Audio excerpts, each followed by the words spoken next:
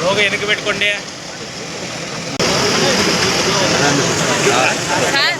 Sir నమస్కారం.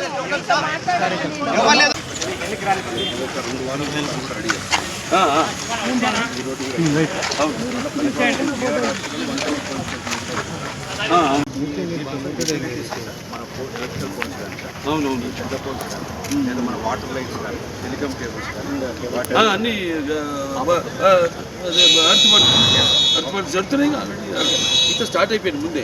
తర్వాత మనం ఇక ముందు ఇది అయిన తర్వాత ఇది ఎంత అయింది ఇప్పుడు 950 మీటర్లు అంటే ఆల్మోస్ట్ 1 కిలోమీటరు.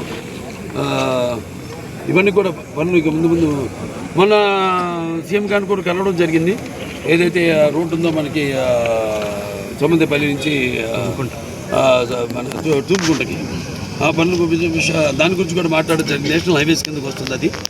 అంటే అక్కడ అది 2 లేను 4 లేన్ చేయమనమని ఆయనతో చర్చించడం జరిగింది. ఆయన చాలా సుముఖంగా ఉన్నారు. అలాగే మనకి గడ్కరీ గారిని కలవడం నేను 28 కిలోమీటర్స్ ఏదైతే రింగ్ రోడ్డు అది కూడా ఆల్మోస్ట్ శాంక్షన్ అయినట్టే. ఆ పనులు కూడా తొలగితున్న కూడా.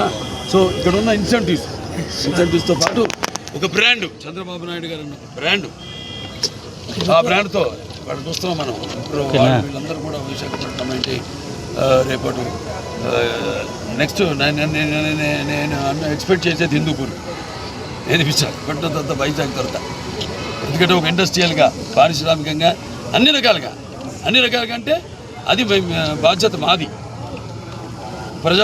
ప్రజలచే ఎన్నుకోబడ్డ మాది. సో దాన్ని అన్నింటిలో దృష్టిలో పెట్టుకుని అందరం సీఎం గారితో విచారించి మొత్తం ఈ యొక్క సుందరీకరణ చేయడం. అలాగే రేపు డిఎల్ రోడ్ కూడా మొదలు పెడతాం.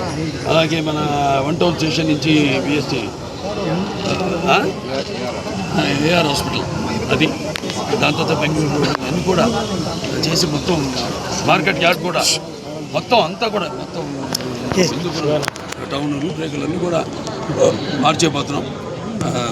సో అది దాంట్లో భాగంగా ఇప్పుడు 3 ట్రాఫిక్ జంక్షన్స్ కూడా ఇప్పుడు, ఎందుకంటే అప్పుడు ఒక రియల్ సిటీ, ఒక మెట్రోపాలిటన్ సిటీ అనుకోండి. ఆ ఫీలింగ్ ఒకటేమో అంబేద్కర్ సర్కిల్ దగ్గర, ఒకటేమో మన గున్నా టాకీసు, నెంబత్పూర్ సర్కిల్, అక్కడ 3 ట్రాఫిక్ సిగ్నల్స్ కూడా పెట్టి టోటల్గా అంతా తొందరగా ఈ పట్టణాన్ని అభివృద్ధి చేయడానికి అందరం కష్టపడుతున్నాం. సో అందరితో పాటు మాకు సహకరిస్తున్న ప్రజలకి అందరూ కూడా, వ్యాపారవేత్తలకు అందరూ కూడా నా ధన్యవాదాలు తెలియజేసుకుంటున్నాను.